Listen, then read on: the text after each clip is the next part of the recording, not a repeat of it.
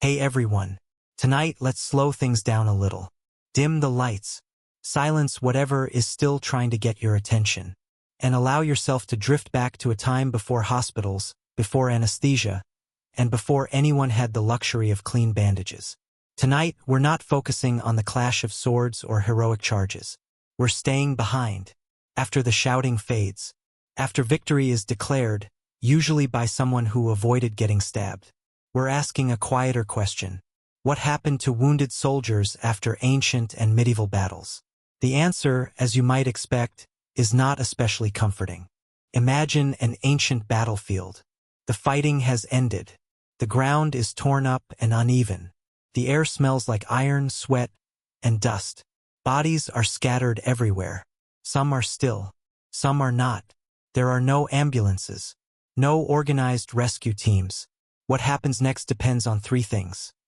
How badly you're hurt, who won the battle, and whether anyone feels like helping you. If you're lightly wounded, you might limp away on your own. Find your unit. Sit down. Try not to bleed too much. If you're badly wounded, things become quieter. And not in a peaceful way. Ancient armies rarely stopped mid-battle to retrieve the injured. That required time, coordination, and compassion. All three were considered optional. If you fell, the formation moved on without you. Especially in places like ancient Greece, where hoplites fought shoulder to shoulder. When one man went down, the line pressed forward.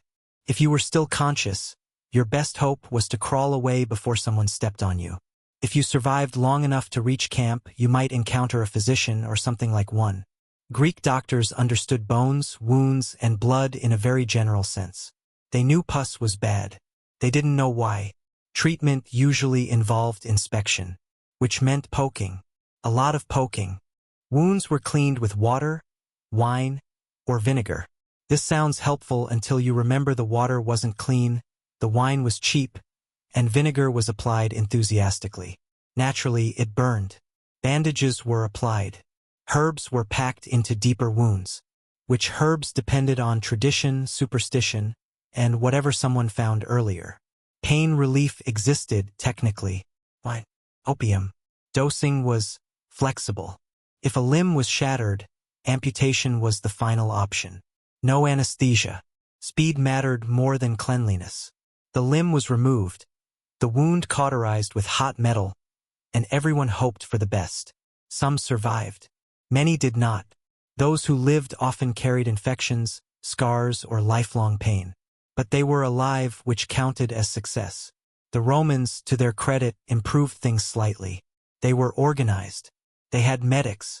They built field hospitals called valetudinaria. They had surgical tools that look unsettlingly modern. Roman surgeons could remove arrows, stitch wounds, and set bones. They still reused instruments. They still didn't understand infection. Naturally, they made it worse. Still, Roman soldiers had better odds than most. If you survived the mysterious fever phase of recovery, you might even return to service. Or receive land or a pension if you lived long enough to ask. But abandonment remained common. If an army retreated, wounded soldiers were often left behind. This wasn't considered cruel. It was considered practical. Those left behind might be captured, or killed, or quietly forgotten. As we drift forward into medieval Europe, the battlefield hasn't changed much. Weapons improved. Armor improved.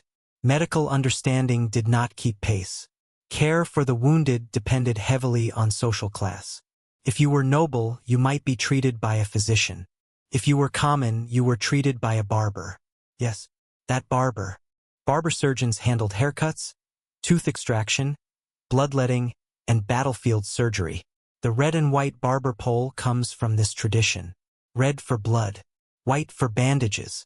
Branding was important. If wounded, you'd be taken to a tent, barn, or nearby building. Your injury would be examined. Again, poking was involved. Medieval medicine revolved around the four humors: blood, phlegm, black bile, and yellow bile. If something went wrong, one of these was clearly out of balance. Naturally, wounds were cleaned with water, wine, or herbal mixtures. Honey was sometimes applied, which accidentally helped. No one knew why. Bloodletting was common, because if someone was pale, weak, and feverish, clearly they had too much blood. Naturally, they made it worse. Amputation remained popular. Still no anesthesia. Still a race against bleeding and infection. Survival depended on luck, speed, and how stubborn your body happened to be. Monasteries played a quieter role. Monks preserved medical texts and grew medicinal herbs. Wounded soldiers were sometimes brought to religious houses, where care was slower and gentler. Monks cleaned wounds, applied poultices, prayed. Prayer was considered treatment. If you recovered, God was praised. If you died, God had other plans. Either way, the monks were technically correct. Nobles were treated very differently.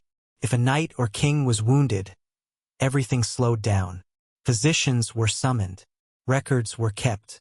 King Henry V famously survived an arrow lodged near his face. A skilled surgeon removed it. Honey was applied. Henry lived. This became a story of strength and destiny. The hundreds who died of similar wounds were not given names. Common soldiers were replaceable. If they healed, they returned to service. If not, they disappeared. Veterans with injuries sometimes begged, sometimes worked, sometimes joined monasteries. There was no support system, just survival. Infection was the real enemy. Small wounds turned fatal. Gangrene, sepsis, tetanus. Doctors blamed bad air, so they burned herbs and hung flowers. It smelled nicer. It didn't help. Sieges made everything worse. Crowded cities, dirty camps, limited supplies. Disease killed more than weapons. And yet, quietly, slowly, medicine advanced. Surgeons observed. They argued. They wrote manuals. Progress was slow, painful, often interrupted by war. The battlefield eventually fades. The wounded rest or disappear into history. The armor grows quiet. And tonight, as you drift toward sleep, you can rest knowing one small comfort. No one is about to recommend bloodletting for your problems.